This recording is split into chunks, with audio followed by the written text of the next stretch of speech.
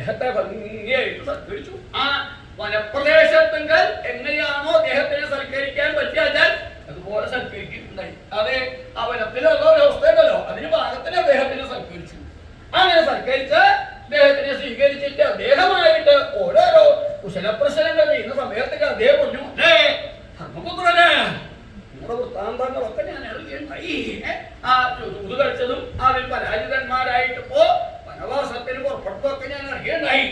അതൊക്കെ ഒരു കണക്കിന് നന്നായി എന്ന് വിചാരിച്ചാൽ മതി. അത് നിങ്ങൾക്ക് അവസരമായി തീർന്നു എന്ന് നിങ്ങൾ വിചാരിച്ചാൽ മതി. അല്ലാതെ ആ ഇതിനെ കുറിച്ച് ഇപ്പൊ ദുഃഖിക്കേണ്ട കാര്യമില്ല. ഇനിയിപ്പോ കിട്ടിയ അവസരം അത് വേണ്ട വിധത്തിൽ നിയോഗിക്കുക, അതാണ് ചെയ്യേണ്ടത്. ബുദ്ധിമാന്മാരായിരിക്കുന്ന ആൾക്കാര് അതാ ചെയ്യാം. ഇനിയിപ്പോ എന്താ, നിങ്ങൾക്ക് 12 സംവത്സര കാലം അതൊന്നും ചിന്തിക്കേണ്ട ആവശ്യമില്ല. ഈ വനവാസം കഴിഞ്ഞ് അതിനെ കുറിച്ച് ചിന്തിക്കേണ്ട ആവശ്യമില്ല. അപ്പൊ അത്രയും